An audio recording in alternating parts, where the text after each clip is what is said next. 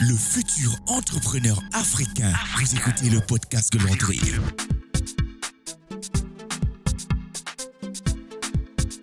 Afropreneur, ici Landry Cyril du podcast Le futur entrepreneur africain, podcast dédié à l'entrepreneuriat en Afrique.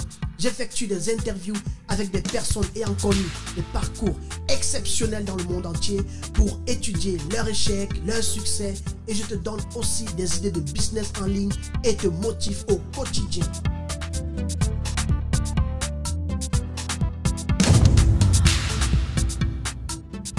Bienvenue sur le podcast par excellence des afropreneurs du monde entier, le futur entrepreneur africain. Chaque semaine, je publie des émissions autour de l'entrepreneuriat dans le but de te donner de l'inspiration et du courage pour réveiller ton potentiel et passer à l'action. Alors, si tu es à la recherche de la motivation, si tu es à la recherche d'une idée de business en ligne, si tu es à la recherche de la liberté financière, ce podcast est pour toi.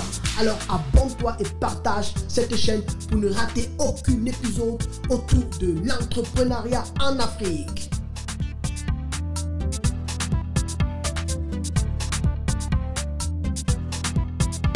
Afropreneur, j'espère que tu vas bien et que tu as passé une excellente semaine. Un plaisir énorme encore pour moi de t'accueillir dans cet nouvel épisode de podcast, comme tu le sais, chaque semaine à partir de 8h le samedi matin pour effectivement t'aider à entrer dans le week-end avec un bon message, un message qui va t'impacter, un message qui va transformer ta vie, qui va t'aider à passer à l'action dans ta vie en tant qu'entrepreneur, dans tous les aspects de ton quotidien. En tant qu'entrepreneur, c'est le but de cette chaîne d'ailleurs, de t'équiper, de te donner toutes les ressources que tu auras besoin pour pouvoir entreprendre, pour pouvoir passer, pour te booster en fait. Si un jour tu as déjà eu dans ton cœur envie de démarrer une entreprise, de démarrer un projet, dans cette chaîne, tu vas pouvoir trouver de l'inspiration facilement. Alors, si tu ne le sais pas, j'ai une chaîne YouTube à laquelle tu peux aussi t'abonner. D'ailleurs, si tu ne l'as pas encore fait. Et ce que j'ai juste décidé de faire, c'est que chaque semaine, je publie tous les épisodes de podcast que j'ai, parce qu'au départ, je le faisais seulement en format audio, mais ce que j'ai décidé de faire, parce que beaucoup me l'ont demandé aussi d'ailleurs, c'est que je publie chaque semaine aussi la version ou alors le format vidéo de mes échanges avec mes intervenants sur ma chaîne YouTube. Alors, je t'encourage à aller simplement sur YouTube, tu tapes simplement le futur entrepreneur africain et tu me trouveras. Simple que tu tapes cela ou tu tapes Landry Cyril et tu verras, tu ne pourras pas rater mon visage. Alors, aussi, au niveau du podcast, tu pourras le trouver sur toutes les applications de podcast, que ce soit Spotify, certainement tu connais, ou encore Google Podcast, ou encore Podcast Addict, ou bien si tu as iOS et iPhone, tu trouveras ce podcast sur l'application Apple Podcast. Alors, j'espère que tu vas bien, j'espère que l'année a très bien commencé de ton côté. Et pour moi, j'ai aujourd'hui effectivement un nouvel intervenant, pour ne pas dire encore une fois de plus, une nouvelle intervenante qui nous vient, qui est originaire du Cameroun, bien sûr, en partie, mais en autre partie, ça va te surprendre, je vais vous surprendre, les amis. Elle est originaire d'un côté du Cameroun, d'un autre côté des Antilles. Elle a aussi des racines avec le Vietnam, en fait. Donc, nous sommes en train de parler d'une dame elle m'a prononcé le mot anti-vietnamienne, un truc comme ça, tu vois. Et à côté de cela aussi, du côté paternel, elle est originaire du Cameroun. Et je suis tombé, en fait, elle a pris contact avec moi pour pouvoir avoir un échange avec moi sur le podcast. Mais à côté de cela, je suis allé regarder sa chaîne YouTube et j'ai beaucoup apprécié le contenu. Elle a fait dans le domaine des finances. Elle est née en France, où elle a grandi avec ses parents. Et après, effectivement, le lycée, l'école et le lycée, elle est allée effectivement dans une école de commerce en France, où elle a étudié les finances pour après commencer à travailler dans les banques en tant qu'analyste financier. Elle a aidé plusieurs personnes dans le domaine avant d'effectivement créer sa chaîne YouTube où elle donne plein de conseils autour des finances, comment épargner, comment se lancer dans les projets, les choses sur lesquelles il faut faire attention avant d'investir. Donc nous sommes en train de parler avec quelqu'un qui a beaucoup de contenu à nous offrir, beaucoup de leçons à nous apprendre pour tous ceux qui investissent, pour tous ceux qui ont des business en ligne ou qui veulent démarrer des business ou bien qui veulent se lancer dans quelque investissement que ce soit. Franchement, je pense que chacun trouvera sa part de gâteau dans cette émission. À côté de cela, elle a eu beaucoup d'expériences entrepreneuriales dans lesquelles elle a connu des échecs, elle a connu aussi des succès. elle aura l'occasion de nous parler de cela. Mais la chose qui m'a beaucoup marqué, avec laquelle je vais terminer avant de l'introduire, je sais que vous voulez déjà la voir, mais je vais l'introduire dans quelques minutes. En fait, ce qui m'a marqué simplement, c'est que elle va décider après quelques années, parce après qu'elle ait vécu en France, elle va décider d'aller s'installer en fait en Angleterre, où elle va continuer dans le domaine de la finance pour après décider de s'orienter vers le domaine de la médecine. Donc aujourd'hui, nous parlons avec un docteur, nous parlons avec aujourd'hui une dame qui est docteur. Je ne sais pas si j'ai déjà dit son nom. Elle s'appelle Vanessa Awong-Eya. J'espère qu'elle aura aussi l'occasion de nous expliquer un peu les origines de son nom, simplement pour comprendre quel est dans le nom, hein, c'est juste pour comprendre qu'est-ce qu'il y a à voir avec Cameroun, qu'est-ce que signifie par exemple EA. Je sais qu'il y a beaucoup qui s'intéressent parfois aussi aux racines. J'aimerais aussi savoir ce que cela peut signifier d'être dans la peau de plus de 3 racines comme ça. Je pense qu'elle aura aussi l'occasion de partager cela avec nous. Alors les amis, si vous êtes prêts comme d'habitude, tu t'assois, tu essayes de suivre, tu es relax. On va simplement dire que c'est parti, les amis. Super, super, super. Bonsoir Vanessa, comment est-ce que tu vas? Bienvenue dans ce podcast. Merci Landry, merci pour cette invitation. Alors, comment est-ce que tu vas alors? Bah écoute, ça va en Angleterre. Bah, on est en confinement, Ouais. sauf pour les, comme tu viens de dire, sauf pour les docteurs. Ouais. Nous Ah oui, devons c'est aller vrai. travailler. Ouais, c'est vrai. C'est vrai qu'actuellement, c'est beaucoup plus stressant dans le domaine de la santé. Et je ne sais même pas si on vous permet d'avoir des congés, ce genre de choses. Comment vous gérez tout ça, en fait?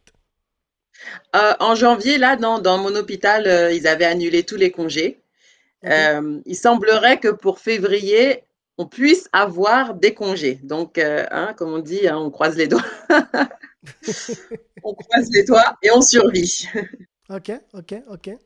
En tout cas, c'est magnifique ce que tu fais et j'espère qu'on aura l'occasion de parler un peu de ton parcours encore une fois de plus. C'est vrai que tu m'as déjà donné plein d'informations te concernant, mais ce que j'ai beaucoup, beaucoup aimé, c'est ta chaîne YouTube que j'ai découvert aussi et dans laquelle j'ai vu plein de ressources qui m'ont aidé moi-même et je crois que cela va aider plein de personnes.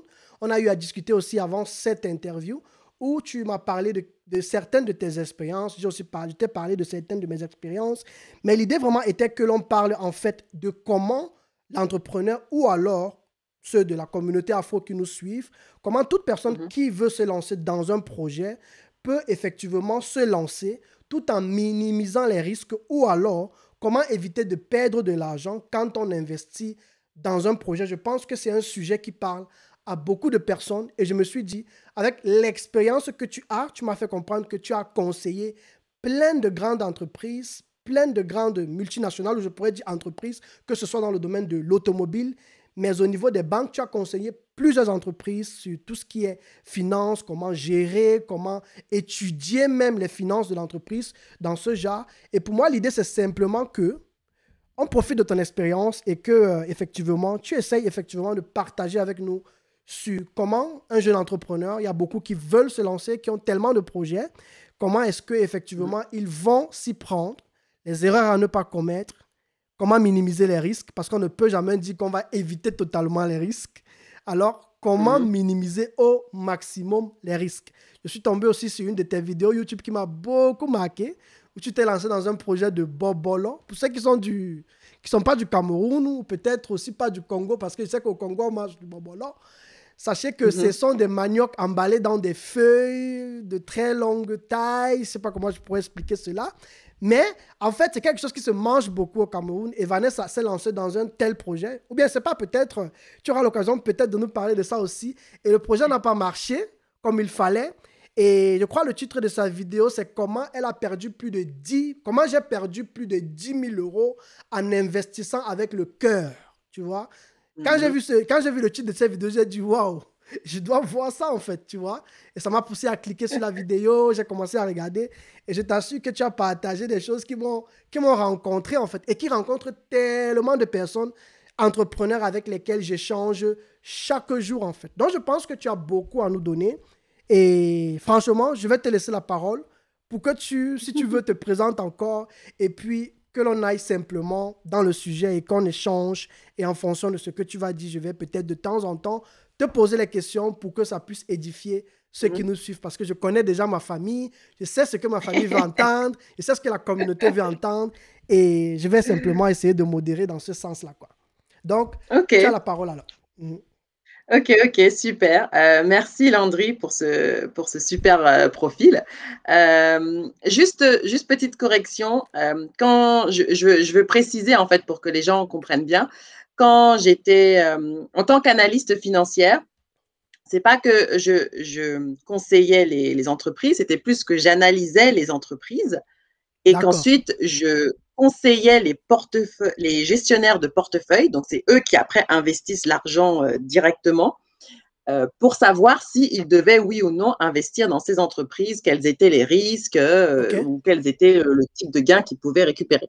Donc voilà, c'était juste pour préciser ça. Vous faisiez des études en fait, de cas dans ce sens.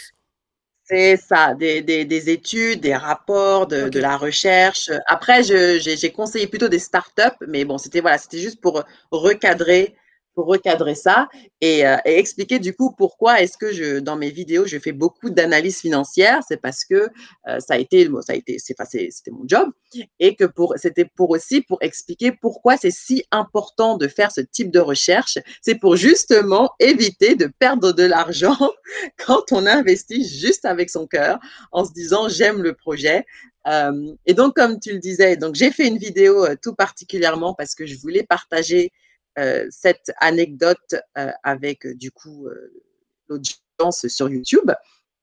Parce que c'est quelque chose qui est tellement commun, c'est que j'ai tellement entendu d'histoires comme ça, de gens qui investissent. Et franchement, moi, la première, hein, parce que alors pour raconter un peu rapidement, mais évidemment, je conseille à tout le monde d'aller voir la vidéo si vous voulez la version plus longue. Mais pour expliquer rapidement, c'est un oncle qui est venu nous voir, et c'était il y a une douzaine d'années, avec un projet. Et honnêtement, le projet était bon. Il voulait faire des bobolos sous vide parce que donc on était de gros consommateurs de bobolos et en général, quand on les achetait dans le magasin du coin qui vendait des produits tropicaux, c'était pas aussi bon, c'était un peu ranci. Enfin, la qualité n'était pas là. Donc, il s'était dit, comme il était de formation ingénieur, mais si on met ça sous vide, ça permet d'enlever du coup l'air et de garder la qualité du produit et de pouvoir du coup le transporter sans perdre cette qualité-là. Et il nous a fait goûter donc ces produits, ces échantillons, et vraiment, ils étaient juste, mais absolument, mais c'était très bon. C'était tellement bon. Waouh. Ok. C'était vraiment très, très bon. Et puis, sans compter, évidemment, la superbe cuisine de ma mère avec la sauce qu'elle a faite. Enfin, c'était juste merveilleux. Donc, le projet était intéressant et en fait, il a commencé à utiliser des expressions comme « mais oui, je fais ça au village, ça va permettre de développer le village, on met en avant les produits du pays ». Enfin, vraiment, il a vendu ça. Je veux dire, ma tête est restée à côté sur le bord du trottoir et mon cœur était là, mais oui. Mais c'est parce que je pense que quand on est de la diaspora et qu'on grandit en France, je pense qu'on a tous, à un moment donné, on a tous envie de faire quelque chose pour son pays d'origine. C'est clair. Et l'idée, c'est de trouver le projet qui va nous permettre d'avoir un véritable impact de façon locale, sur place, mais en même temps aussi qui va nous permettre quand même de gagner de l'argent, parce qu'on n'investit pas pour être pauvre. C'est clair. Et la façon dont il a expliqué ça, vraiment, je me suis dit, mais oui, c'est peut-être enfin le projet sur lequel on peut parier pour avoir pour laisser une trace. Parce que je pense qu'il y a aussi un petit peu de ça, je ne sais pas si c'est le cas pour toi, mais par exemple, mon père qui est venu en France jeune, je sais que pour lui, c'était important de retourner au village, de construire sa maison, enfin, tu vois, de laisser une trace, en fait, tu vois, dans le pays en disant, même si je suis partie, les gars, je ne vous ai pas oublié. Et si ce n'était pas moi, c'est mon enfant qui va le faire. Donc, il y avait tout ça, en fait, derrière. Et après, j'ai complètement retiré mon habit d'analyste financière Et j'y suis allée vraiment avec le cœur. Donc, j'ai beaucoup discuté avec ma famille. Je dis, mais non, allons-y, ça a l'air bien. En plus, c'est un entrepreneur qui a déjà eu ses échecs. Je suis sûre qu'il a appris. Allons-y, allons-y, allons-y. Donc, voilà, j'ai poussé, j'ai emmené toute la famille avec moi. Ouais. Et donc, et avec le résultat qu'on connaît, c'est-à-dire qu'on a tout perdu. Et on n'a d'abord jamais vu, on n'a jamais vu finalement les bobolos sous vide. Et pourtant, Et pourtant, vous avez goûté. Je crois que tu m'as dit même quand on a causé qu'il avait déjà quand même En fait, il a pu vous présenter des échantillons, plein de petites choses au départ qui certainement vous ont... je vais dire même si c'était moi, ça devait me convaincre en fait, tu vois. C'est très important de exactement. mentionner ça en fait. Parce que c'est pas comme si vous avez forcément vu du louche dès le départ. Tout paraissait vraiment clair et transparent au départ, je suppose. Et puis, on voit ce qui est arrivé. Ouais. Exactement. En effet, au départ, donc, il avait des échantillons. Il nous a dit qu'il avait aussi déjà discuté avec des magasins qui étaient intéressés par le produit. Ouais. Et en fait, il avait besoin de l'argent pour augmenter la production et donc envoyer une partie de la production vers ces magasins qui attendaient justement les bobolos pour commencer à les vendre. Donc, c'était plutôt prometteur, en fait, quand il a présenté Ouais. le projet. Mais après, quand on a déboursé les sous, on n'a pas vu grand-chose après. Waouh. OK. Malheureusement. Donc, je me suis dit, bon, alors, après avoir un peu pleuré sur mes sous et les sous de ma famille, et puis d'ailleurs, je me suis même, comme je dis, je me suis même excusée quand même auprès de ma famille, parce que comme c'était moi qui avais poussé Ah, pour tout le monde s'est lancé. l'investissement, je me sentais quand même responsable. Mais je me suis dit, bon, écoute, Vanessa, ne reste pas là sur un échec. Qu'est-ce que tu peux apprendre? Parce que finalement, c'est un peu ça aussi quand on a des échecs. C'est qu'est-ce que je peux en retirer comme leçon que je ne vais pas répéter du coup pour d'autres projets. Donc, c'était Effectivement. ça, en fait, l'objectif. Et finalement, ça rejoint l'analyse financière parce que quand on analyse une entreprise, j'allais dire, je pense qu'il y a 3 gros domaines qu'on regarde. On regarde donc l'industrie de l'entreprise dans laquelle elle veut se lancer ou dans laquelle elle est en train d'opérer. On Ouais. regarde le positionnement de cette entreprise, la concurrence, en très gros. Après, je peux rentrer plus dans les détails, mais on regarde en gros l'industrie et quel genre d'industrie c'est. Est-ce que c'est une industrie qui est plutôt en croissance? Est-ce que c'est une industrie qui est stable? Est-ce que c'est plutôt une industrie en déclin? Ouais. Et du coup, on analyse la stratégie de cette entreprise dans cette industrie. Après, évidemment, on passe aux chiffres parce qu'on veut voir du coup si les chiffres sont en concordance avec la stratégie que l'entreprise propose. Ouais. Et puis, de manière générale, juste, est-ce que l'entreprise est rentable? Parce que finalement, si on investit, c'est pas, comme je dis, c'est pas pour perdre de l'argent. Ouais. Donc, on regarde les chiffres en plus grande profondeur. Et après, le troisième volet qui, en fait, j'allais presque dire est presque plus important finalement que les 2 autres points que j'ai mentionnés, c'est l'équipe qui va exécuter le plan. Ah, OK. Parce L'équipe que sur place, quoi. Mhm. l'équipe de management, l'équipe sur place, j'allais presque dire surtout l'équipe de management, donc l'équipe qui gère l'entreprise et qui va exécuter cette stratégie. OK. Parce que dans ce cas-là donc de cet oncle, le produit était bon. L'industrie à ce moment-là on était au départ, donc les gens n'avaient pas encore vraiment ça. Parce qu'après ça, j'ai vu tellement de bobolos sous vide, mais au départ, quand lui, il est venu avec cette idée, il n'avait pas. Donc, on était vraiment au début, donc c'était techniquement en croissance. Mais même si on a un bon produit, une industrie qui est plutôt en croissance, mais derrière, il y a une équipe en fait qui ne gère pas, eh ben, il n'y a rien qui se passe. Et ça, l'équipe, l'humain, limite presque plus que les chiffres, je pense que c'est le point le plus important L'équipe qu'il avec faut, laquelle... avec ouais. ah ouais, il faut aller chercher les poux. C'est vraiment ça, il faut aller chercher le pouls dans la tête du management parce que Wow. c'est eux qui vont exécuter et en tant qu'investisseur, on veut s'assurer qu'ils vont bien exécuter. Wow. OK. Et comment est-ce que... bon, je suppose qu'effectivement, oui, vous avez eu des résultats pas clairs à cause de l'impact que l'équipe, peut-être qui était sur place, a pu apporter comme influence sur la chose. Et en fait, peut-être tu reviendras sur cela plus tard, hein, mais c'est juste pour savoir que est-ce que tu penses que nous, à notre niveau, avant de se lancer dans un projet, est-ce que nous pouvons avoir... quelle est l'influence que nous pouvons avoir sur le choix de l'équipe, en fait? Je veux dire, tu ne peux véritablement pas connaître, et déjà pour nous qui voulons peut-être investir dans un autre continent, comment gérer toutes ces choses, peut-être à distance, connaître réellement les personnes. Quelle est ton expérience dans ce domaine? Comment toi, tu procéderais aujourd'hui, en fait, en ce qui concerne les équipes, en fait, en termes d'équipe? Comment toi, tu procéderais aujourd'hui pour minimiser? Parce que c'est clair que l'entrepreneuriat, c'est le risque. Ça, je suis clair avec ça. Mais comment toi, tu procéderais aujourd'hui pour minimiser en ce qui concerne les équipes, en fait? Par exemple. Ça, c'est, j'avais presque dit, c'est la question à $1 million, comme on dit en anglais.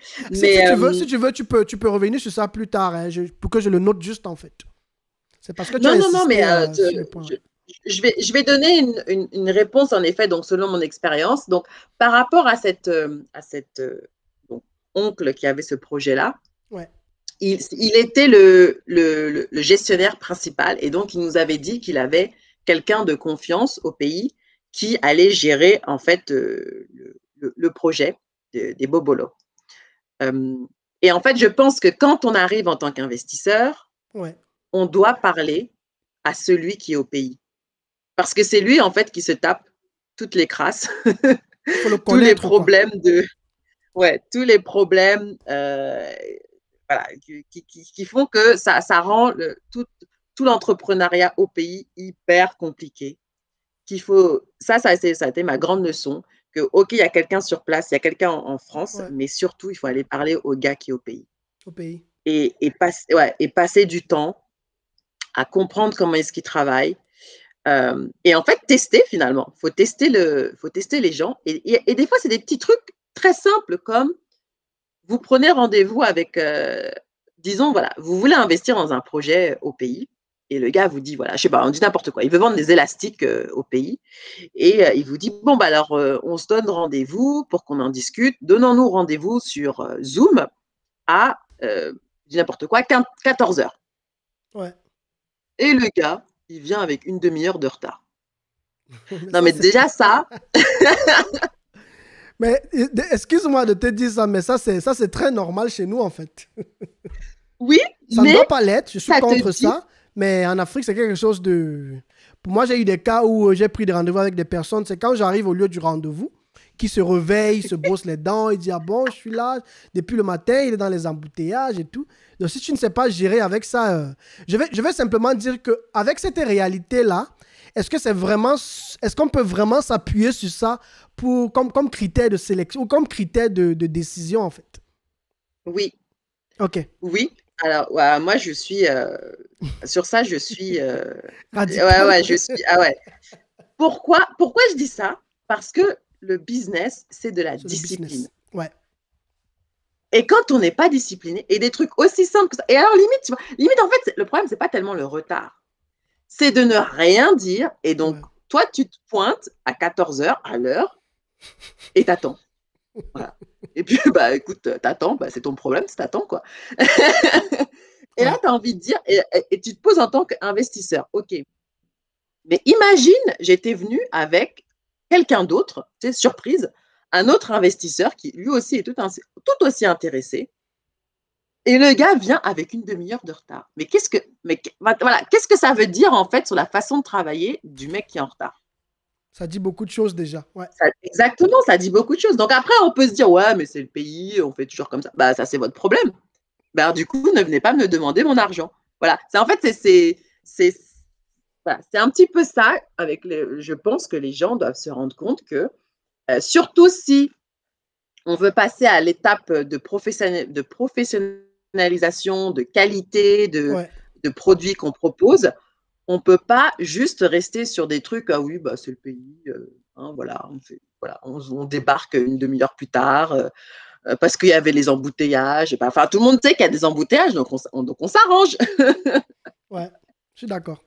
donc, donc, déjà, il y a ça. Ensuite, ça me fait me dire que la personne a une très mauvaise estimation du temps.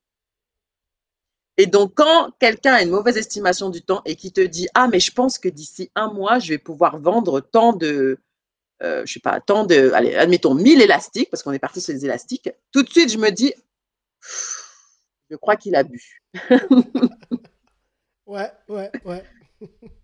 Parce qu'en fait, finalement, tout est lié. Donc, le gars, il vient une demi-heure plus tard, donc mauvaise estimation du temps. Il me dit oui, d'ici un mois, il pense qu'il va pouvoir vendre 1000 élastiques, mais il n'a encore rien mis en place. Voilà, je pense pas que ça va arriver. Donc, c'est pas la peine, du coup, que j'y mette mes sous. Ok. Wow. Donc, on va beaucoup insister sur des petits trucs comme la ponctualité et toutes ces choses. Comme tu as parlé, tu as dit tout à l'heure la notion du temps, par exemple, dans ce genre des petits trucs comme ça que l'on peut faire pour comprendre pour comprendre le fait que ça dit tout, en fait, sur la personne. Exactement. Et ça, le temps, alors surtout quand on va chercher des investisseurs étrangers, mais j'allais même pas forcément dire des investisseurs juste étrangers, mais des gens qui ont eu l'habitude de faire des affaires et qui ont gagné un certain montant, on va dire qu'ils sont riches, hein. Ouais. Alors, mais leur perdre le temps, c'est un des trucs les plus, les plus meurtriers qu'on puisse faire en termes de se vendre. Ça veut dire que limite, faut se tirer une balle dans le pied parce que perdre le temps aux gens, c'est criminel. Dans le business, en fait, ouais. Dans le business, oui, dans le business. Hein. Après, dans le côté social, si vous voulez arriver avec 3 heures de retard, ça, c'est votre problème. Mais dans le business, faire perdre de temps aux gens, c'est absolument criminel. Donc, déjà, il y a ça. Ensuite, l'autre truc par rapport donc aux gens, quand on investit dans une personne, Oui. c'est quand les gens viennent avec des questions stupides. Alors, quand je dis stupide, ça veut dire ce sont des… Alors, je comprends parfaitement qu'il y a plein de notions qui ne sont pas si claires que ça. Qui ne sont pas si claires que ça à comprendre et que donc ça demande du temps à apprendre. Mais j'allais dire, en tant qu'investisseur, ce qu'on a envie de voir, c'est quelqu'un qui a faim de connaissances, qui a soif, tu vois, d'être toujours meilleur et qui est prêt, en fait, en gros, à passer du temps à lire. Donc, si quelqu'un vient et me dit, je dis par exemple, voilà, on revient sur l'exemple de l'élastique. Oui, Vanessa, je pense que d'ici un mois, je vais vendre 1000 élastiques. Je dis, OK, alors, et à quelle marge? Et la personne me dit, alors, deux types de réponses. Première réponse, c'est quoi une marge? Alors déjà, je me dis, j'ai envie de fuir parce que je me dis, OK, donc la personne, en fait, ne comprend pas, même pas, ne serait-ce que les basiques de la comptabilité. Et ça, si quelqu'un ne comprend pas la marge, c'est quelqu'un qui va me perdre mes sous. Parce que ça veut dire que c'est quelqu'un qui ne va pas non plus comprendre la notion de rentabilité. Donc, Mais deuxième type de réponse, admettons, de la même personne qui va me dire « Écoute, Vanessa, je suis allée sur Google, j'ai cherché et en fait, j'arrive pas vraiment à bien saisir la notion de marge. Je comprends que ça veut dire ça, mais qu'est-ce que ça veut dire exactement par rapport à mon business? J'en suis pas tout à fait sûre. » Et là, on se dit « Bon, OK, c'est quelqu'un qui a quand même fait ses recherches, qui est parti voir, parce que franchement, de nos jours, avec Google, quand on me dit « Vanessa, écoute, je sais pas », j'ai envie de dire « Mais il y a Google et c'est gratuit. » Ouais. Donc, il n'y a pas de raison de ne pas savoir. Maintenant, d'avoir du mal à comprendre, ça, voilà, j'ai pas de problème avec ça. Mais de même pas avoir initié la recherche, c'est là que je me dis, ah non, mais vaut mieux fuir. C'est vrai. Je dois même dire que ça, je l'ai vu aussi beaucoup dans le monde du travail. J'ai eu à avoir plusieurs entretiens dans mon parcours et ça, beaucoup de salariés le savent. Quand tu finis tes études, tu fais certains entretiens dans des entreprises. Il y a toujours cette fameuse question, qu'est-ce que vous pouvez dire sur nous? Qu'est-ce que vous connaissez sur nous? Est-ce que vous avez pris le temps de faire? Bref, ils vont déjà du fait que tu as pris le temps certainement. Si tu es intéressé à la position, tu as forcément pris le temps de faire des petites recherches sur l'entreprise et tout se trouve en ligne, en fait, tu vois. Tu es certainement allé sur l'entreprise, tu as essayé un peu de voir quel genre de produits ils vendent, leur secteur d'activité. Et moi, j'ai toujours été confronté à cela, tu vois. Et heureusement pour moi, je m'étais toujours préparé à l'avance.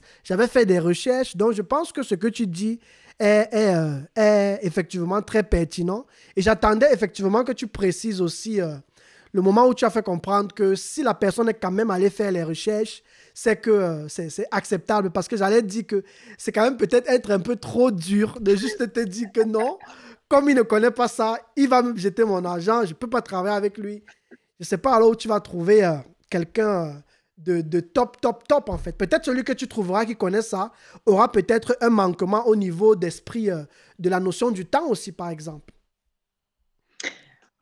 C'est vrai, c'est Ouais. vrai, c'est vrai. Alors, mais j'allais presque dire, ouais, de mon expérience, après, je ne vais pas dire certainement qu'il y a des exceptions, il y a des exceptions dans tout. Ouais. Mais quand même, de mon expérience, quelqu'un qui passe du temps à chercher à comprendre comment son business fonctionne ou comment son industrie fonctionne, fait très attention à son temps. Pourquoi? Parce que c'est une personne qui doit, d'un côté, gérer donc la mise en place de son business. S'il embauche des gens, c'est cette personne-là qui doit gérer les gens. Et en même temps, devenir meilleur, mieux comprendre les enjeux pour avoir, comme on dit en anglais, là, de big picture, donc du coup, pour pouvoir Ouais. stratégiser en fonction. Et c'est quelqu'un qui ne va pas perdre du temps, normalement.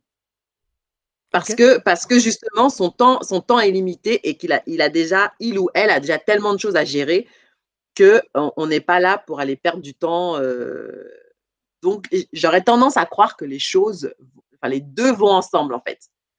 Donc, quand tu rencontres quelqu'un qui est motivé, qui veut en apprendre, il va Ouais. faire attention à son temps. Et du coup, comme il fait attention à son temps, il va faire attention à ton temps en tant que conseiller ou Conseiller. investisseur. Ouais, c'est clair. C'est clair. OK. Donc, forcément, les deux sont compatibles, en fait. Ouais. OK. Ouais, pour moi, les deux sont compatibles. Ouais, clairement. Après, l'autre truc, alors c'est marrant parce que j'ai eu une personne avec qui je suis en contact sur Instagram, une jeune, hein, vraiment très jeune, qui a l'air de vraiment d'en vouloir. Et, OK. et donc, j'étudie l'idée, en fait, plutôt de faire une donation, plus une donation que vraiment un investissement. Mais je me suis dit, je vais le prendre comme un véritable investissement. Donc, je lui pose des questions. Et jusqu'à présent, franchement, malgré son jeune âge, rien à dire. Elle répond aux questions. Et puis, au bout d'un moment, elle m'envoie un message où elle me dit, bon, alors, en gros, où sont les sous? J'en ai absolument besoin. Quand est-ce qu'en gros, vous m'envoyez les sous? Et alors, je lui fais comprendre, parce que je suis moi-même passée par là, un des trucs les moins sexy quand on est quand on est entrepreneur, c'est de supplier pour de l'argent. OK. Alors, ça paraît complètement à contresens, parce que justement, quand on démarre, on a besoin de cet argent pour euh, croître et augmenter et vraiment passer à l'étape d'après. Sauf que finalement, c'est un jeu de séduction. Donc, quand on a quelqu'un en ligne de mire et qu'on passe son temps à dire, bah alors, quand est-ce que tu me réponds? Alors, tu es d'accord, tu veux sortir avec moi? Mais tout de suite, C'est clair, c'est clair, ça c'est te clair. met en mode, oh là là, laissez-moi, laissez-moi fuir avant que je rentre dans la relation. Eh ben, c'est pareil en fait avec Ouais. les relations finalement entrepreneur-investisseur. Et donc, je lui expliquais vraiment pour ton bien, ne supplie pas pour de l'argent. Non, mais c'est C'est clair. Non, c'est clair, c'est clair. parce que du coup, tu m'envoies le signal qu'en fait, tu es désespéré et c'est pas attractif. C'est malheureux parce que finalement, ce sont ces personnes-là qui en ont le plus besoin, alors que la personne qui va venir en mode limite, j'ai pas besoin de tes sous, ça donne l'image de quelqu'un qui en fait sait exactement où il va et avec ou sans tes sous, il va y arriver et ça va bien se passer.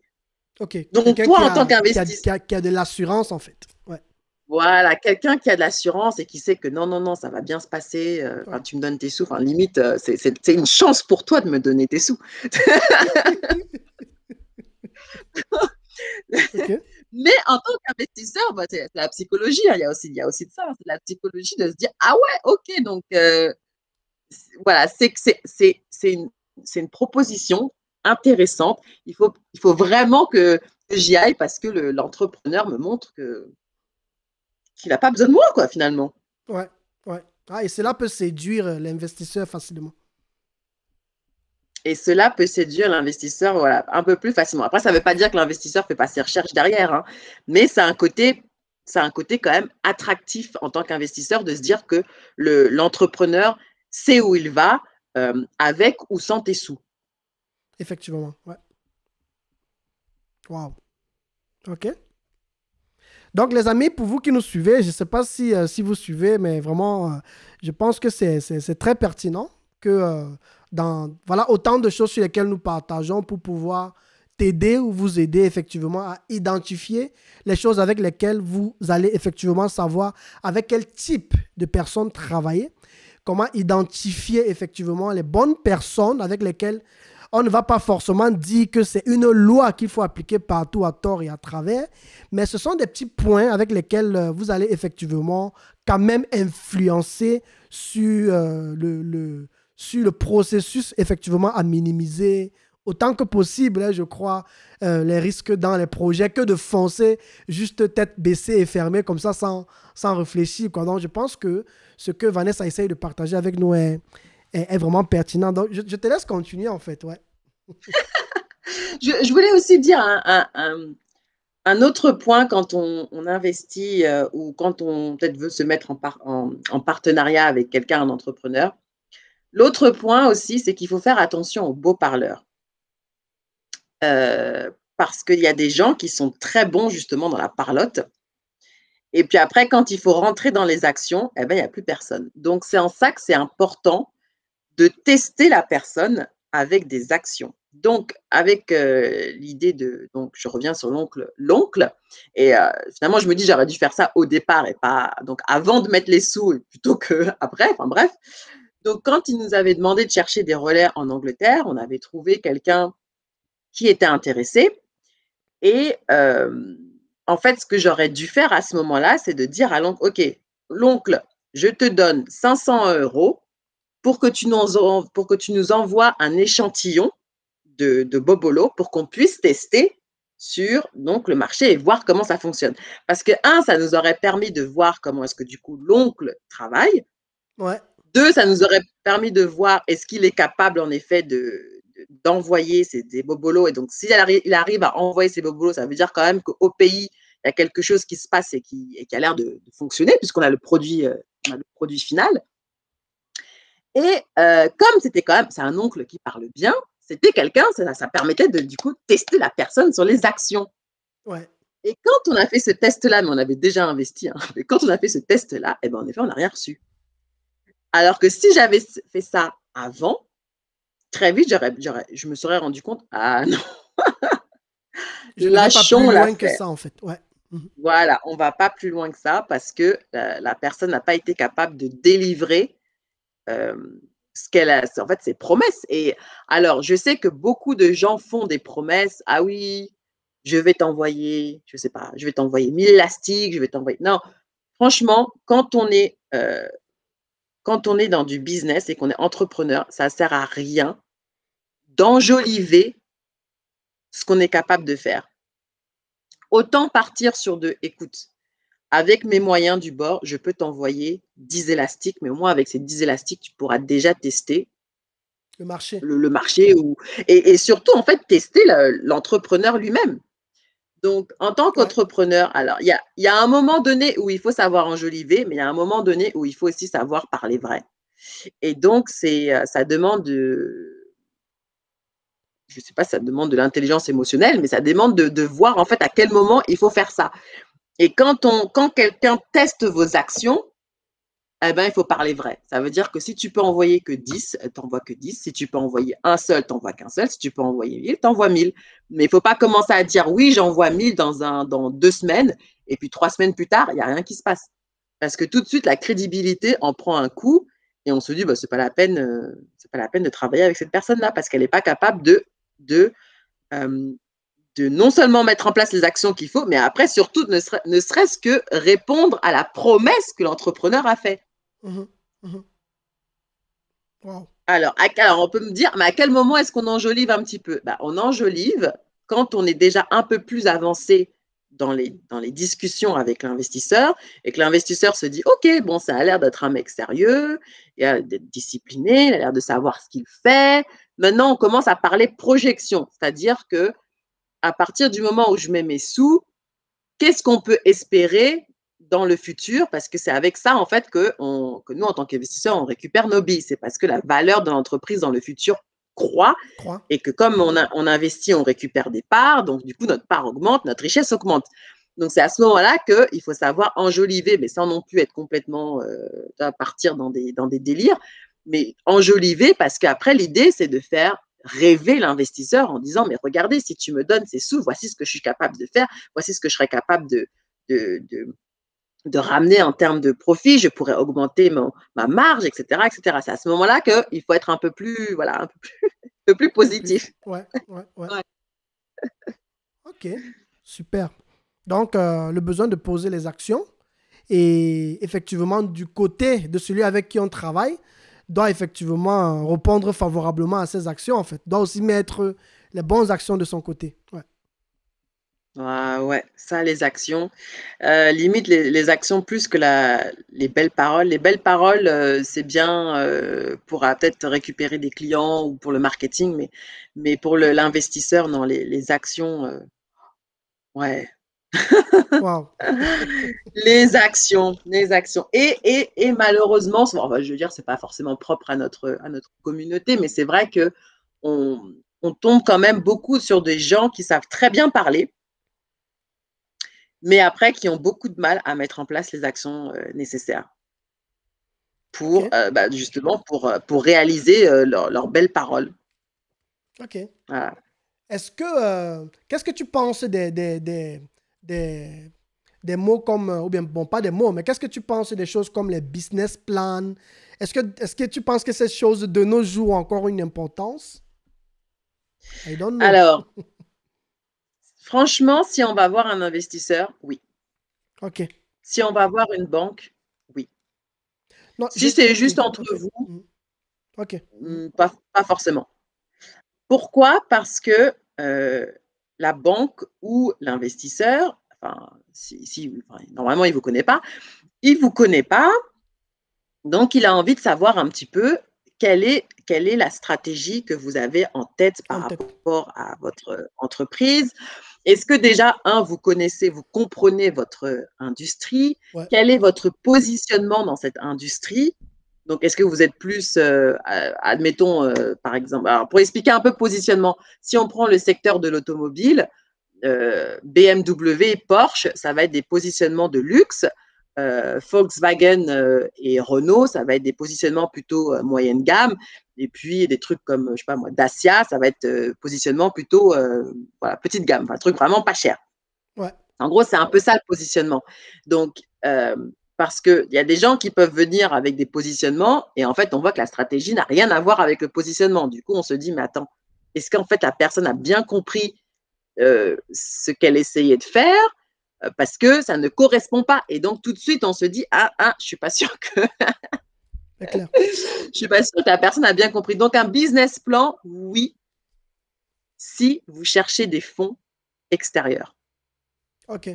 Mais j'étais beaucoup plus dans le cadre de, pas forcément, ah oui, si vous cherchez les fonds extérieurs. Mais dans ton cas, comment est-ce que toi, tu avais procédé, par exemple, au départ? Est-ce que c'est quelque chose quand même qui... est-ce que tu aurais procédé de cette manière aujourd'hui en tenant compte des choses comme ça? Présente-moi un plan avec ton oncle, hein, je veux dire, pas juste de te présenter le produit, mais présente-moi un plan ou comment est-ce que tu vois que ça va croître, ça va grandir et tout, et tout, et tout. Comment est-ce que tu procéderais, par exemple, aujourd'hui avec quelqu'un qui vient te présenter un projet? Par exemple, je prends un exemple de l'Afrique et qui ne s'y connaît forcément pas en business plan, mais qui croit à son projet. Et peut-être toi, tu vois qu'il y a du potentiel dans le projet, mais je ne sais pas comment tu procéderais aujourd'hui. Est-ce que tu vas juste aller sur la base, je suis radical, c'est comme ça ou rien en fait? Il faut qu'on te présente quelque chose, par exemple. Oui, je prendrais quand même, je préférerais un business plan. Pourquoi? Parce que ça force l'entrepreneur à s'asseoir et à se dire, OK, Ok, je vois.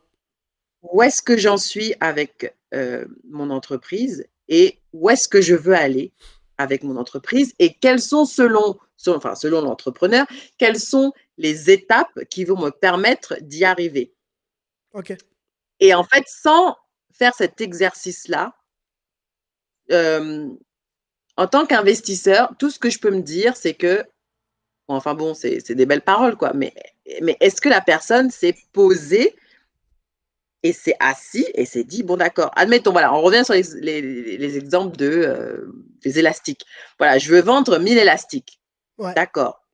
Où est-ce que tu vas chercher ces 1000 élastiques-là? Est-ce que tu les produis toi-même? Est-ce que tu les achètes à quelqu'un? Et le gars te dit, ah, j'achète à quelqu'un. D'accord, mais si maintenant tu veux passer à 10 000, est-ce que tu vas vers le même producteur? Est-ce qu'il va falloir que tu ailles chercher quelqu'un, je ne sais pas, en Chine, au Vietnam, aux États-Unis, tu vois? Et en fait, ça oblige la personne à se poser la question, ah mais oui, c'est vrai, si je veux passer à 10 000 élastiques, comment est-ce que je vais me Procéder. fournir en élastique? Mhm. Et donc, commencer en fait à faire des recherches sur ah, bah, qui peut me fournir 10 000 élastiques, puisque maintenant je passe à 10 000 au lieu de 1000. Donc, même si, franchement, hein, c'est relou à faire, un business plan, je vais pas mentir, pour en avoir fait moi-même, c'est relou, Ok. euh, mais c'est un exercice nécessaire. Pas suffisant, mais Mais nécessaire, nécessaire. Ouais. surtout quand on veut chercher des fonds à l'extérieur. Wow. Ok. Ouais. Non, c'est super, c'est super. En tout cas, j'ai beaucoup appris et j'apprends beaucoup d'ailleurs. Et je ne sais pas si tu as encore des points à ajouter, parce que nous tendons déjà légèrement vers la fin. Pour moi, l'idée, c'est juste qu'effectivement, tu touches les points clés en fait. Et ce que tu as cité, franchement, je trouve que c'est assez pertinent parce que qu'on le veuille ou pas, on aura toujours affaire à des êtres humains. Et tu ne peux vraiment pas connaître la personne de l'être humain avec qui tu vas travailler si tu ne te fixes pas certaines actions que tu vas mettre en place, mais je pourrais dire Mm. peut-être certaines barrières, c'est pas le mot que je cherche à employer, mais il faudrait Mm. vraiment que tu te fixes des choses, quoi. Sinon, tu vas juste... Parce que je connais beaucoup qui continuent toujours aujourd'hui de foncer tête baissée parce que soit c'est la famille, soit c'est un cousin, soit c'est un oncle, soit Mm. c'est une tante, soit c'est même parfois nos propres parents qui nous convainquent, qui Mm. essayent de nous convaincre sur des projets. Et pourtant, tu n'as aucune idée de la chose, tu n'as pas pris le temps d'étudier. Parfois, tu n'as même pas Mm. de contact direct avec ceux, comme tu as dit, qui sont sur le terrain, qui vont travailler directement sur la chose. Mm. Tu fonces juste à cause, en fait, de la confiance. Je ne sais pas si aujourd'hui, tu penses que la conscience n'a totalement plus sa place dans le business ou ça a quand même encore sa place aujourd'hui, quoi, avant de prendre des décisions, avant de se lancer. Est-ce que tu penses que ce mot confiance ou alors familiarité, est-ce que ça a encore sa place aujourd'hui, en fait? Surtout pour le cas des personnes qui se lancent dans les business en famille et tout ça là. Oui, alors, je pense que oui. Après, c'est sûr que faut pas se voiler la face, hein. Quand on se lance dans un business, c'est compliqué. Ouais. Euh, et il y a beaucoup de tensions parce qu'on n'est pas forcément d'accord les uns avec les autres. Et finalement, on y met, en tant qu'entrepreneur, on y met son cœur, on y met sa tête, on y met son temps, on y met ses rêves. Donc c'est quand même hyper intense. Ouais. Donc, il ne faut pas se voiler la face. Si on se lance en famille ou avec des amis, je lisais, enfin, juste la couverture d'un livre, d'ailleurs, je m'étais dit qu'il fallait que je le lise. Il faut, il faut savoir, en fait, quelle sera la priorité. Est-ce que la priorité, ce sera l'entreprise ou est-ce que ce sera de sauver les liens familiaux ou les liens amicaux? Parce qu'on peut se retrouver en situation où, admettons, je décide de lancer un business avec une amie et on peut se retrouver en situation où, en fait, l'une de nous deux, en gros, fait n'importe quoi Alors, qu'est-ce qu'on fait? Est-ce que est-ce qu'on vire celle qui fait n'importe quoi? Ouais. Ou est-ce qu'on sauve, en fait, entre guillemets, «l'amitié», mais peut-être au détriment, du coup, de l'entreprise? Ouais, ouais. Donc moi, personnellement, parce que je suis pas une grande fan des conflits, hem, je préfère me lancer avec des gens que je connais pas. Justement pour éviter de me retrouver même si après quand on commence à se lancer, on développe, des liens d'amitié et cetera, mais je préfère me lancer avec des gens que je connais pas pour éviter ce genre justement de mélange entre, bah, attends, qu'est-ce que je sauve? Je sauve l'entreprise ou je sauve mon lien avec Mon lien avec l'amitié la ou mon personne. lien avec, ou avec la famille. Donc c'est quand même quelque chose avec lequel quand on démarre et même si tout le monde démarre avec les meilleures intentions du monde, quand ça commence à devenir compliqué, ou alors quand un des partenaires finalement ne travaille pas autant que les autres, ça c'est aussi un autre truc des fois qui arrive, où les gens bossent nuit et jour et tu en as un en gros qui fait pas sa part du travail, ça c'est l'autre truc En fait, qui est il chie les autres vers le bas, quoi. qui Ouais. tire exactement les autres vers le bas. Alors, comment on fait pour gérer? Ou alors, tout simplement, tu peux tomber aussi sur le cas de quelqu'un qui te dit qu'il est bon, mais finalement, quand tu regardes, il n'est pas si bon que ça. Et comment, bah, en gros, comment tu lui fais comprendre qu'il n'est pas bon? Donc, voilà, c'est pas évident. Donc, quand on se lance, je pense qu'il faut quand même avoir ça en tête et limite se lancer avec des gens qu'on connaît pas. Ouais. Comme ça, on n'a pas ça à gérer. Donc, un. Deux, Euh, je voulais quand même rappeler que ce que je lisais un article sur Bezos, donc Ah, Jeff Jeff Bezos, là, Bezos. Ok. Mhm. Jeff Bezos, le fondateur de Amazon. Amazon, Mhm. exactement, qui en fait a travaillé en finance avant de lancer Amazon et qui en fait avait lu un rapport sur Internet et sur le développement d'Internet et les promesses d'Internet et qui en fait, avant de lancer Amazon, avait fait énormément de recherches sur le e-commerce, sur le type de produit qu'il pouvait vendre. Il a choisi les livres parce que les livres, c'est pas périssable, c'est facile à transporter et ça a un prix qui n'est pas non plus excessif. Donc, il a commencé en fait le truc avec une recherche profonde sur l'industrie avant de se lancer. Oui. Donc, c'est pour dire en fait aux gens que des fois, on est attiré par, par, par une idée, mais que ça vaut le coup quand même de faire ses recherches derrière avant de se lancer. Et ça, je voulais quand même rappeler ça aux gens, que c'est important, et je dis souvent, mais c'est important de faire ses recherches avant de se lancer. Et il y a Google de nos jours, c'est gratuit. C'est gratuit, ouais. Ok. Donc, de manière générale, de faire des recherches, tu veux dire sur les personnes ou bien sur le projet, sur Sur tout. tout. Sur tout, en fait. Ouais. Les personnes, ah ouais, les personnes. Parce que finalement, l'idée, c'est toujours en fait la même chose, c'est de limiter vos risques. Que ce soit en termes, évidemment, d'argent, parce que quand on monte une entreprise, en général, on investit de l'argent, mais on investit aussi son temps, Ouais. on investit son capital ici, là, au niveau de ses neurones. C'est neurones. Donc, autant que faire se peut que quand même le résultat soit positif et donc, du coup, de faire ses recherches pour éviter un résultat décevant. Et après, l'autre truc quand même que je veux rappeler aux gens, c'est que quand on monte une entreprise, il faut s'attendre à ce que l'idée de départ change. Donc, on a ce qu'on appelle des pivots. Donc, on change en fait simplement la stratégie. Et avec ce changement, vous allez devoir aussi apprendre à changer vous-même. Et ça, c'est l'autre truc des fois sur lequel euh, peut-être je pense qu'on insiste peut-être pas assez, c'est que quand on emporte une entreprise avec nous, qu'on emporte, on manage, on gère des gens, Ouais. eh ben, il y a des trucs qu'il faut apprendre à faire.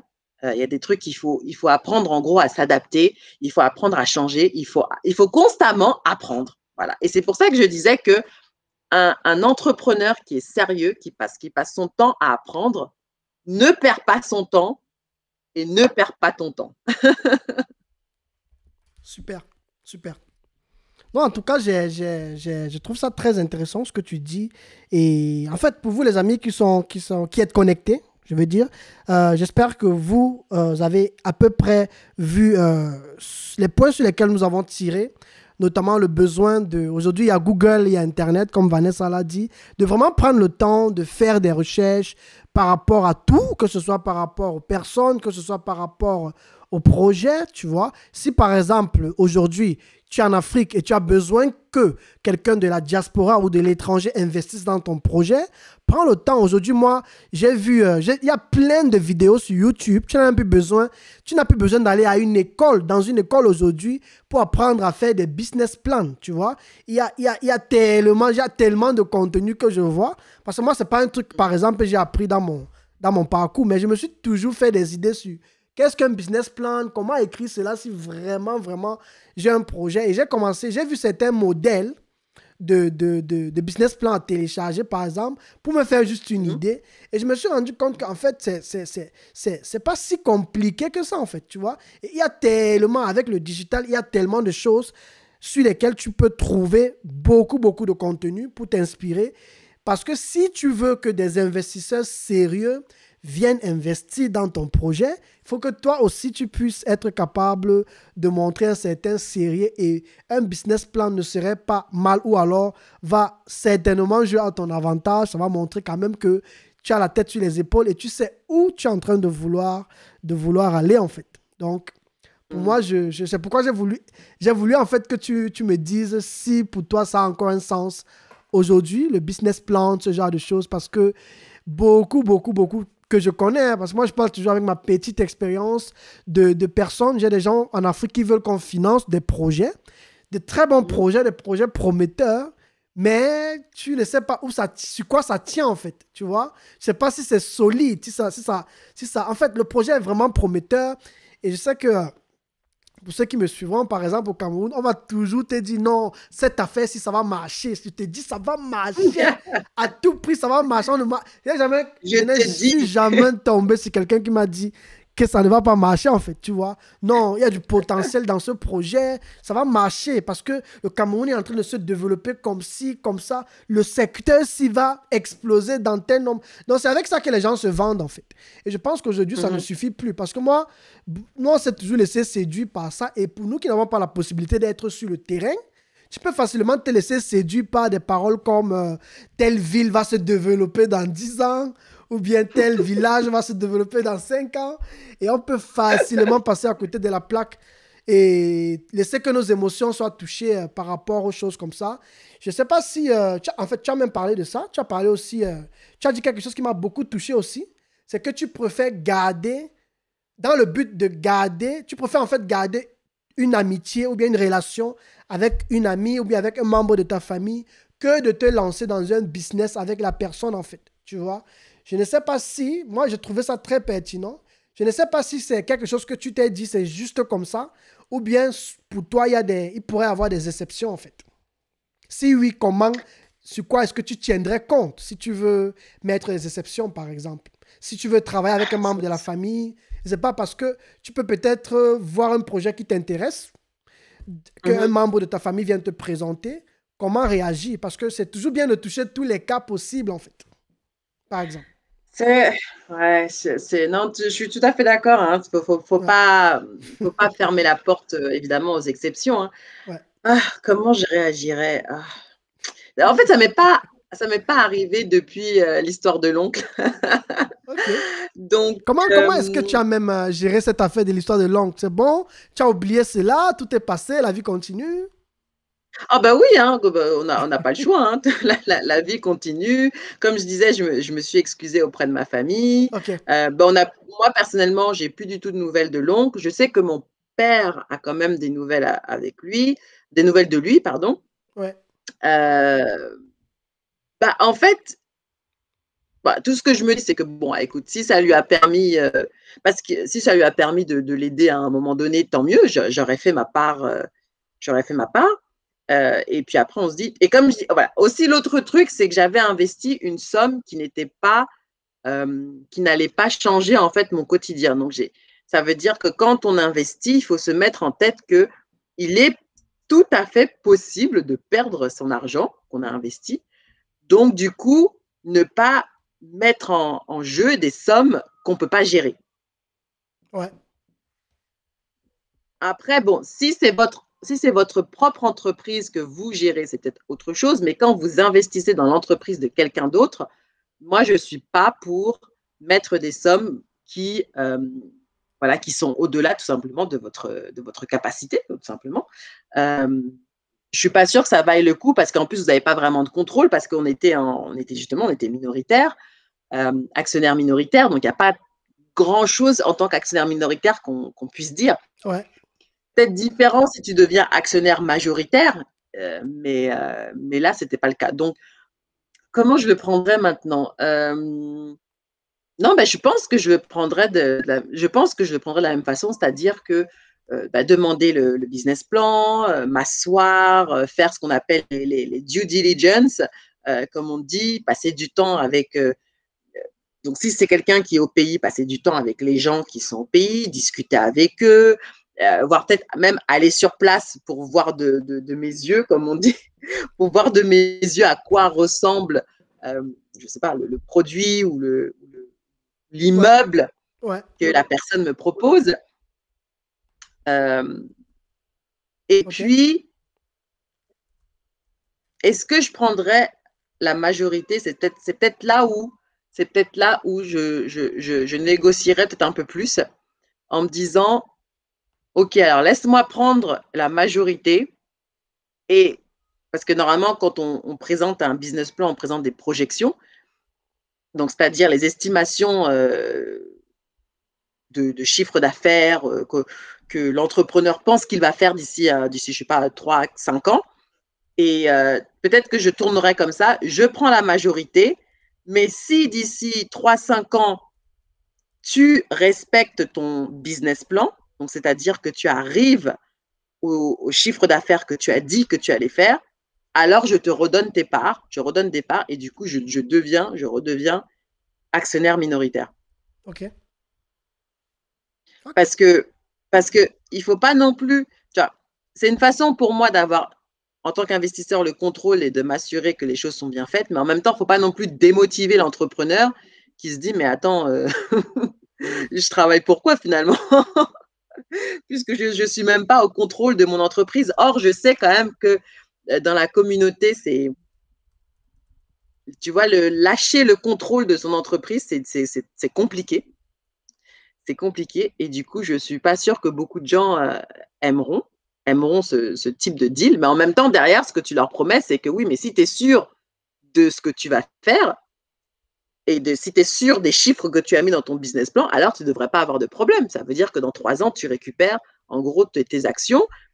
Et moi, je m'assure que en effet, le projet avance et que dans l'espoir de récupérer mes billes plus tard. Voilà. Sachant que quand on investit, alors, petite parenthèse, j'aime bien faire des parenthèses dans mes vidéos, mais petite parenthèse notamment par rapport à la bourse aussi et pourquoi peut-être les entreprises en Occident vont avoir un peu plus de facilité à lever des fonds, c'est parce que derrière, il y a la bourse qui permet donc à l'investisseur de récupérer des liquidités.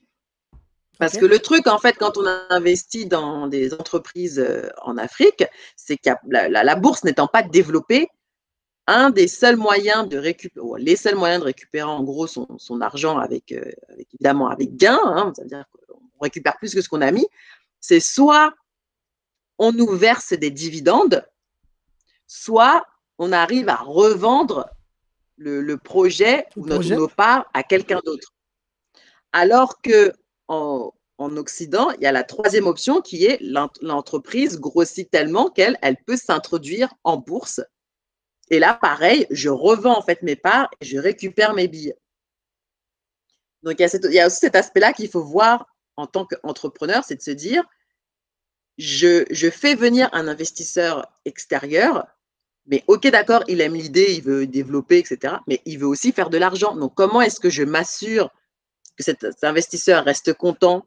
C'est aussi de pouvoir lui rendre son argent d'une façon ou d'une autre. Donc, c'est pour ça que j'encourage vraiment les gens à ne pas avoir peur de la bourse, mais plutôt de voir ça comme un moyen formidable de lever des fonds. On s'en rend pas compte, mais c'est absolument formidable comme moyen pour lever les fonds. Mais évidemment, pour que la bourse fonctionne, il faut que les entreprises et les managers soient disciplinés et sérieux parce que ça demande une discipline que j'ose même pas imaginer, mais c'est énorme parce qu'en gros, tous les 3 mois, il faut téléphoner aux investisseurs, il faut leur dire qu'on a fait ci, ça, il faut Faut rendre sortir des compte. rapports. Comment? Il faut rendre compte, en fait, ouais. Mhm. Voilà, il faut rendre compte, exactement. Et ça ne fonctionne que si si on est discipliné. Wow. D'accord. En tout cas, merci beaucoup pour cet échange vraiment magnifique. Je ne sais pas pour ceux qui ne te connaissent pas, c'est vrai que tu t'es présenté, mais où est-ce que les gens te trouvent? Peut-être sur les réseaux sociaux pour en savoir un peu plus. C'est vrai que j'ai partagé quelques trucs là. Je crois que je vais même rapidement partager. Je pense qu'on va aller rapidement sur ta page YouTube pour que les gens sachent, pour ceux ou celles qui ne connaissent pas encore Vanessa. Donc, nous sommes sur sa page YouTube que vous allez trouver avec Investir avec Vanessa, c'est ça le nom de la page YouTube. Ouais. Donc, effectivement, bienvenue, c'est Vanessa, votre analyste financière préférée. J'ai bossé pour de grosses banques et mon job, c'était d'analyser les entreprises et fournir des recommandations d'investissement. Du coup, sur cette chaîne, j'ai décidé de partager des analyses rapides et des tuyaux simples, sans jargon, sur la finance, la bourse, l'investissement et la route vers l'indépendance financière. Donc, voilà sa chaîne YouTube, Investir avec Vanessa, que je vous encourage à aller suivre, les amis. Et pour moi, j'ai déjà suivi pas mal de vidéos. Et puis, je crois que tu m'as dit maintenant, tu publies 2 fois la semaine, c'est ça? Parce que, Oui, c'est ça, ouais. Ouais. Parce que j'espérais voir beaucoup plus. Ça fait pas Je trop, sais que ça va pas très vite, très non? longtemps Quand que tu j'ai commences à commencé. suivre une vidéo, tu apprends 2 à 3 trucs, tu dis, ah, il y a encore tel titre ici que je peux aller suivre. Après, tu dis, il y a encore tel titre ici. Et puis, bon, tu te rends compte qu'en une semaine, tu peux tout finir. Donc, c'est un peu ça. Et à côté de cela, je crois qu'elle est aussi sur Instagram. Je vais aller rapidement sur Instagram. Oui, Et Instagram, même chose, Investir avec Vanessa, comme vous pouvez le voir ici. Et oui. puis, je pense que ce sera déjà ça. Et n'hésitez pas à aller jeter un coup d'œil sur ces contenus.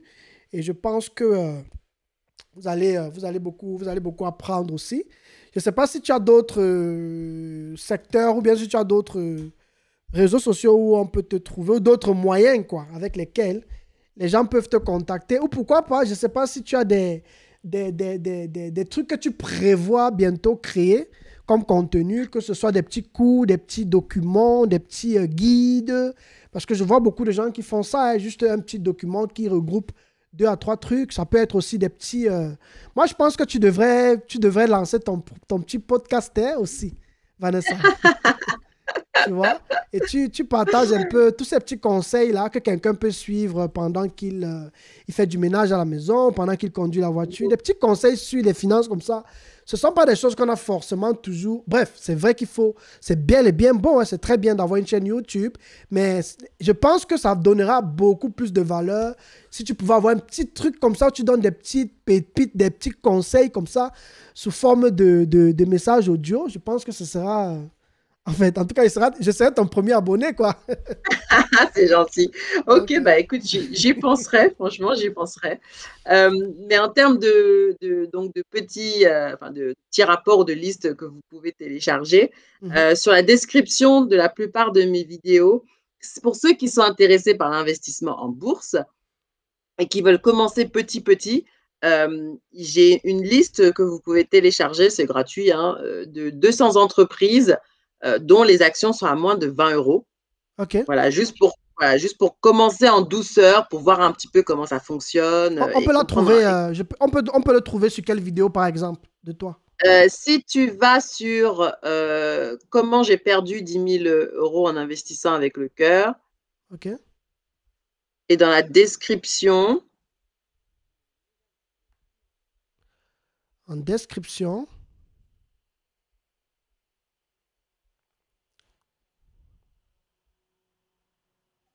Ouais, avec, ouais, certainement, NAR, voilà. Ah, télécharger, ok, d'accord. Télécharger, voilà, il y a ça, exactement. Et puis là, Ok. pour mes prochaines vidéos, parce qu'on m'a beaucoup posé la question sur genre dans quoi me lancer, quel genre de business model. Donc là, je suis en train de préparer en fait des vidéos avec moi, je pense qu'en fait, en gros, il y a 8 business models qui existent dans ce monde et qu'en gros, il faut comprendre un peu comment ça fonctionne. Donc, je vais faire une série de vidéos sur les 8 business models, mais il y aura aussi une liste ou un rapport qu'on pourra télécharger qui sera aussi gratuit. Ok. Donc, ce sera pour je crois que c'est ma vidéo dans 2 semaines, je crois. En Hein, deux quelque semaines. chose comme ça. Dans deux Ok. semaines, ouais. Aussi. D'accord, ça marche. Je ne sais pas si avant qu'on le termine, tu as un dernier petit mot à dire.